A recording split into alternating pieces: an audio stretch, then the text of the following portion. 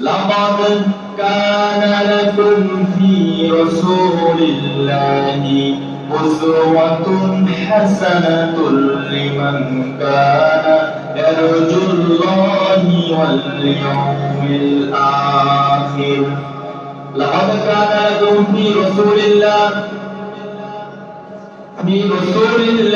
أسوة حسنة আমি সবথেকে মানুষের জন্য উত্তম আদর্শ আমি রেখেছি রাসূলুল্লাহ সাল্লাল্লাহু আলাইহি ওয়াসাল্লামের মধ্যে। সুবহানাল্লাহ। সবথেকে উত্তম আদর্শ আমার আপনার জন্য আছে আমাদের রাসূল। ইনার আদর্শের উপরে কোনো আদর্শ হতে পারে না। এই জন্য আমার আপনার উচিত হবে তিনাকে মেনে নিয়ে তিনাকে অনুকরণ করা। এটা আমার আপনার জন্য কর্তব্য। উম্মত হিসেবে এবং বান্দা হিসেবে, আল্লাহর বান্দা হিসেবে এবং রাসূলের উম্মত হিসেবে আমাদের দুটিকে মেনে নিতে হবে প্রত্যেকটা খাতিরে, প্রত্যেকটা জায়গাতে। শুধুমাত্র নামাজ কালামের খাতিরে রাসূলকে মানব বিষয়টা কিন্তু এমন না হয়। আবার শুধুমাত্র যে সময় রোজার সময়, হজের সময়, যাকাতের সময়, কোরবানির সময় রাসূলের যে তরিকাগুলো আছে, যে সুন্নাতগুলো আছে, এইটাকে আমি আপনি মেনে বিষয়টা কিন্তু এমন না। সর্বক্ষেত্রে, সর্ব জায়গাতে এই কথা বলার কোনো সুযোগ নাই যে ধর্ম ধর্মের জায়গায় আর বিনোদন বিনোদনের জায়গায়। বর্তমান সময় নিয়ে একটা কথা চলতেছে না ভাই, ধর্ম ধর্মের জায়গায় আপনারা ধর্মকে কেন বিনোদনের মাধ্যমে টানতেছেন না? আমি আপনি মুসলিম হিসেবে সর্ব জায়গাতে ধর্মকে টানতে হবে।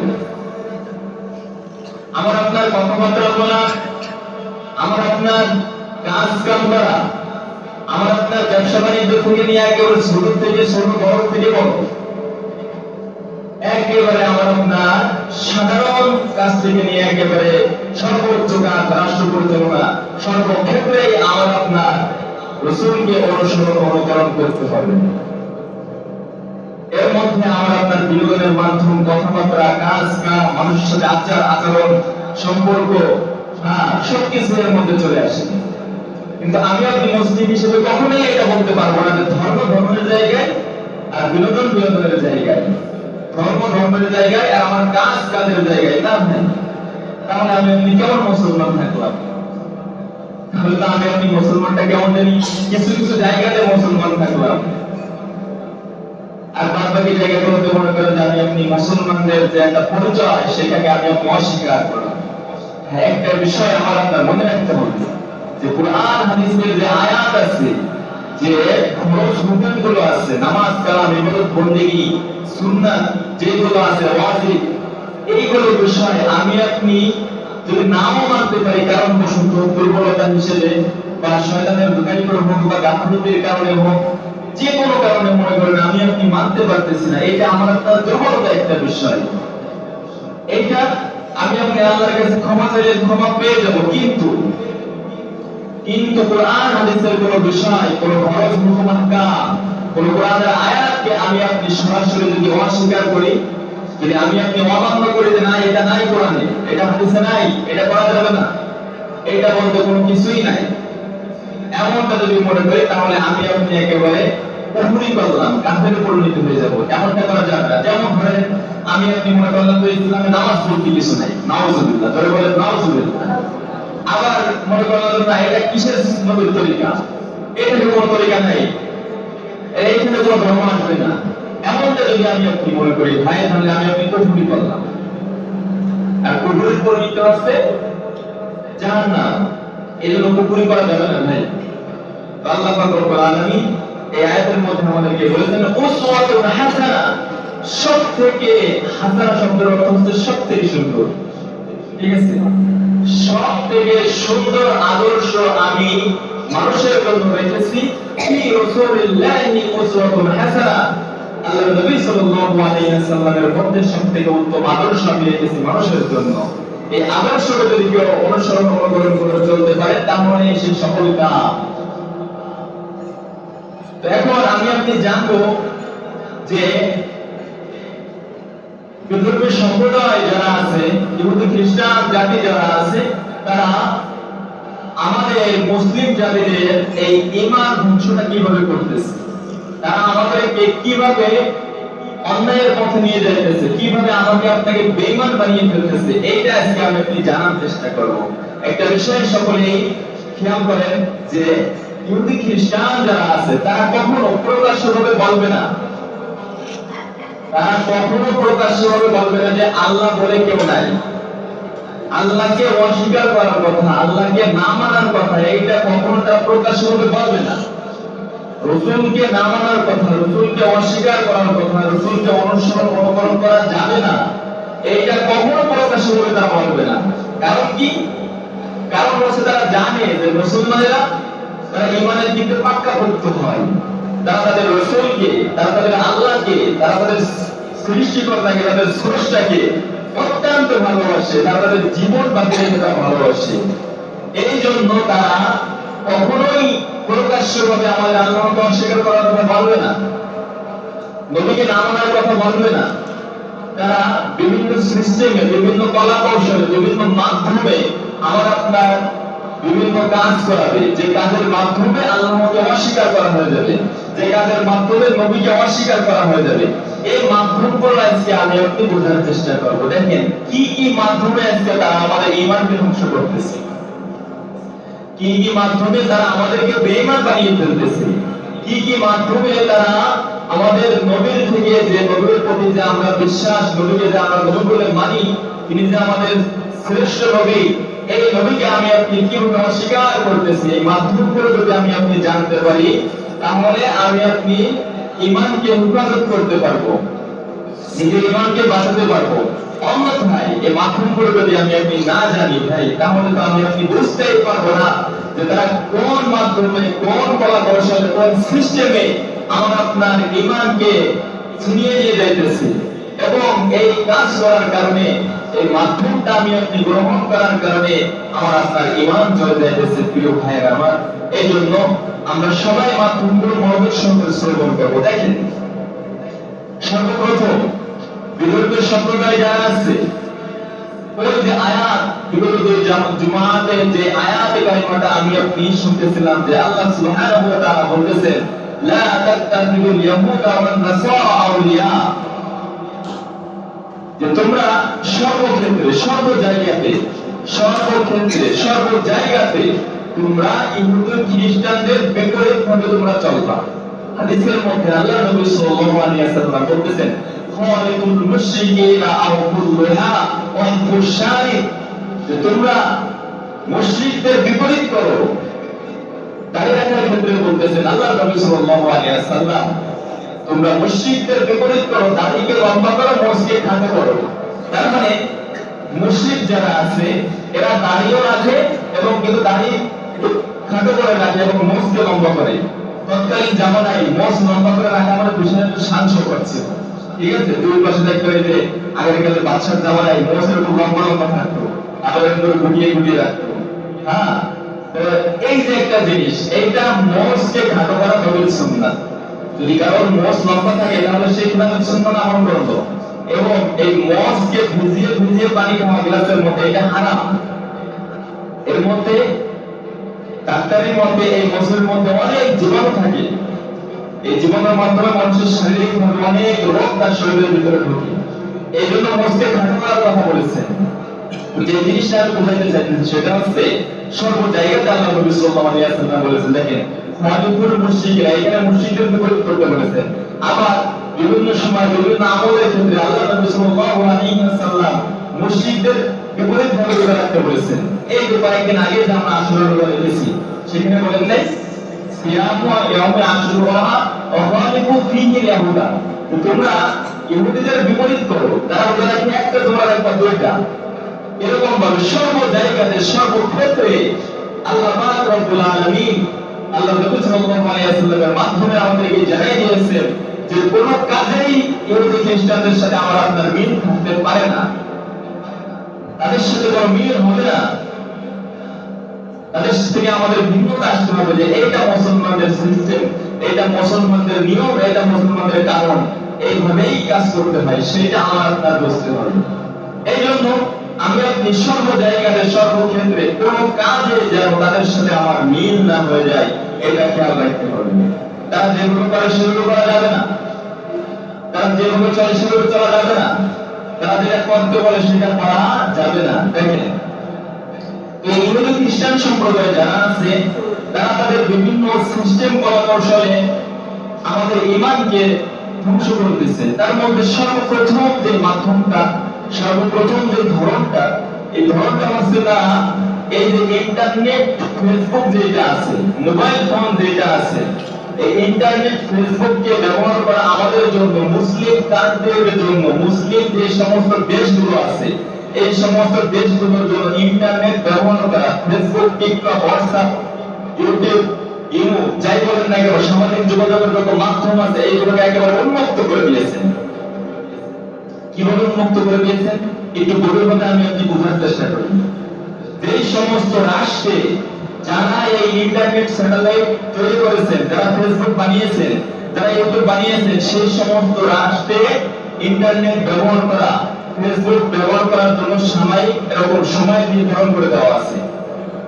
এবং পৃথিবীর 7টা রাষ্ট্র আছে, 7টা রাষ্ট্র আছে যে রাষ্ট্রে সরাসরি ভাবে ইন্টারনেট, ফেসবুক, টিকটক ব্যবহার করা সম্পূর্ণ নিষেধ, সম্পূর্ণ নিষেধ। সেই সমস্ত রাষ্ট্র আমাদের বাংলাদেশের থেকে অনেক অনেক সব দিক দিয়ে তারা এগিয়ে, অর্থনৈতিকভাবে এবং সব দিক দিয়ে এগিয়ে।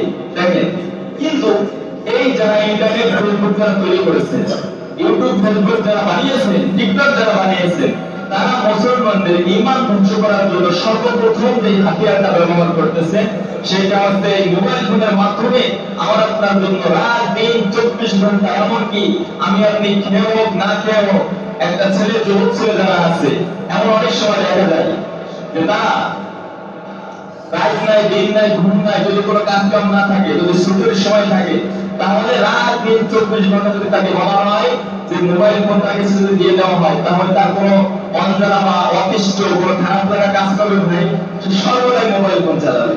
কিন্তু এই যে যে পৃথিবীর 7টা রাষ্ট্র আছে, এই 7টা রাষ্ট্রের মধ্যে একেবারে সম্পূর্ণভাবে ইন্টারনেট ব্যবহার করা, ইন্টারনেট ব্যবহার করা একেবারে নিষিদ্ধ। ফেসবুক তাদের কাছে আগ্রহ করে তারা রেখে দিয়েছে।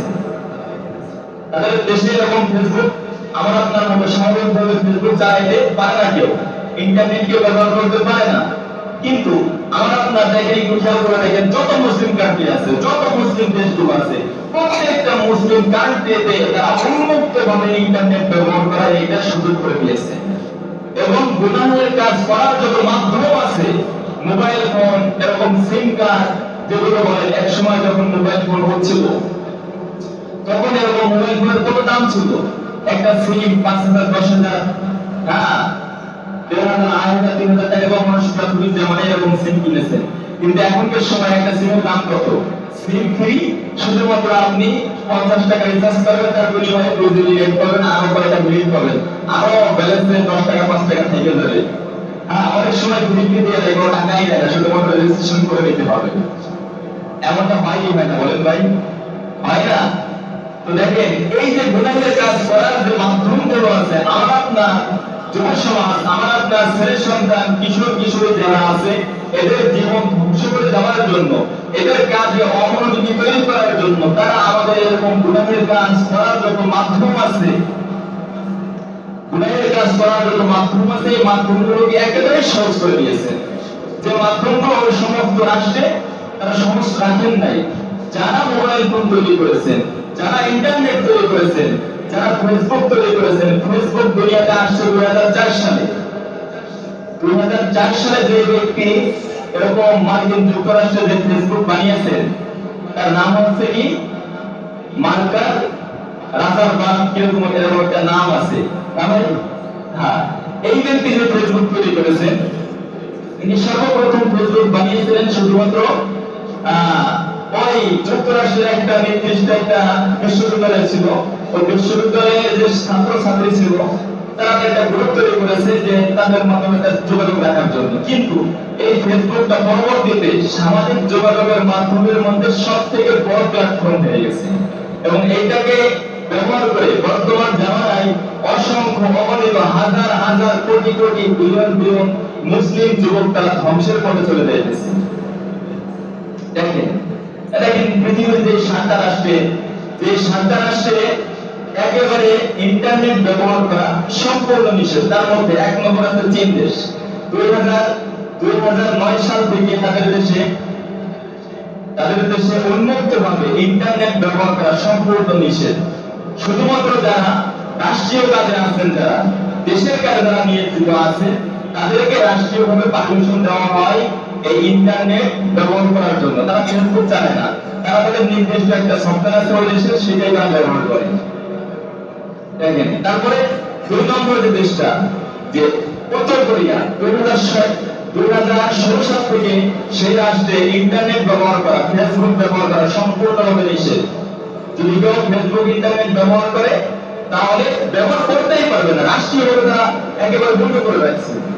হ্যাঁ, যদি আমাদের বাংলাদেশ সরকার এবং স্যাটেলাইট ইন্টারনেট যেটা আছে, এটা যদি ওই যে আমরা যুগের জামানায় ভাই ফেসবুকের জামানায় দেখছি বিভিন্ন সময় যে এরকম বিভিন্ন ঘটনা ঘটতো না, তারা এরকম নেট বন্ধ করে রাখতো, আপনারা দেখেন নাই, কোনো কিছু কাজ করতো না, অল্পের কাজ করতো না, মোবাইল ফোনের যে নেট আছে ডাটা এটাও কাজ করতো না। এইরকম মোদী সরকার সময় একটা ঘটনা ঘটেছিল। এরকম যদি অফ করে রাখা হয়, আবার অনেক রাষ্ট্রে এমন নিয়ম করা আছে যে রাত 10টার পরে কেউ আর এই ইন্টারনেট কিছু ব্যবহার করতে পারবে না, কোন ওয়েবসাইট কোনো কিছু ব্যবহার করতে পারবে না, সকাল 6টা থেকে আবার শুরু হবে।